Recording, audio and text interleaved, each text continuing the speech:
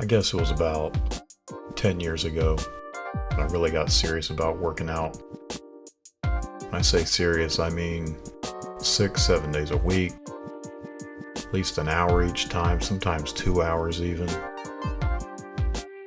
I was hitting every muscle group twice. I was lifting heavy. I was killing myself. But I noticed no matter how hard I worked out, no matter how sore I got, there were other guys in there that weren't in there as often as I was, weren't working as hard as I was, weren't lifting as heavy as I was, but they were getting better results.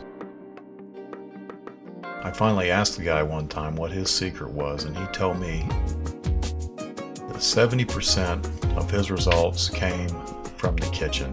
The other 30% was from the gym. So naturally I went and researched what type of foods I should eat to get a better physique. And because there's so much information available out there, I ended up more confused than I was when I started. But still, I set off, went to the store, wandered around for a while, and I remembered the most commonly mentioned foods were eggs, chicken breast of course, sweet potatoes, tuna, and oatmeal.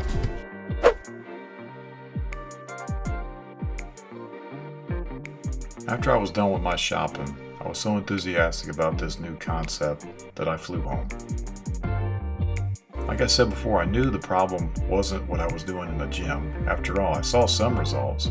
It just wasn't the results I knew I was capable of.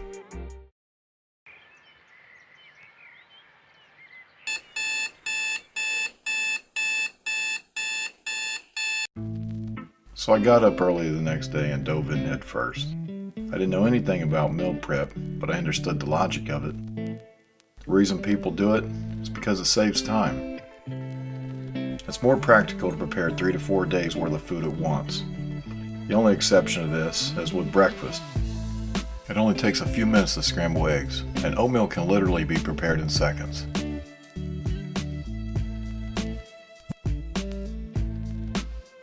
So as I was preparing meal number 1, I preheated the oven to 350 for the chicken breast and sweet potatoes.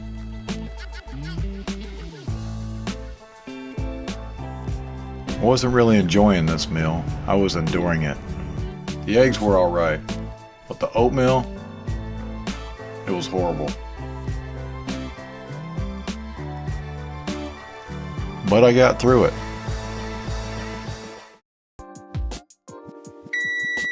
By the time I was done with breakfast, the oven was ready. So I put the chicken breast in a lightly oiled pan, put some salt and pepper on it, and baked it for about 35 minutes. Once it was done, it was a little bit dry, but my main concern is that it was fully cooked. After I put the chicken in the Tupperware, I started on the sweet potatoes. Basically, I just threw them in the pan and baked them for an hour.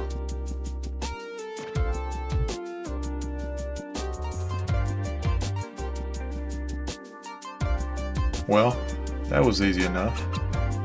From what I read, when finished, they should be soft enough to cut through.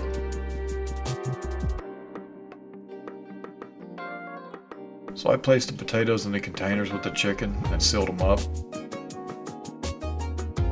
The other meal I planned on having didn't need prepared. I was just going to eat the tuna straight out of the can, because I didn't know any better.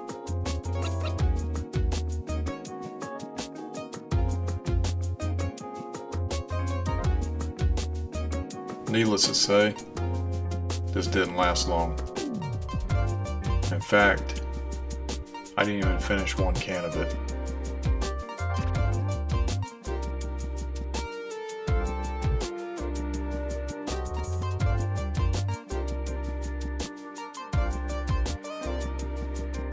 My first pitfall was that I was never going to out-train a bad diet.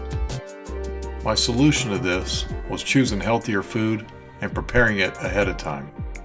But I quickly realized that simply preparing meals wasn't enough.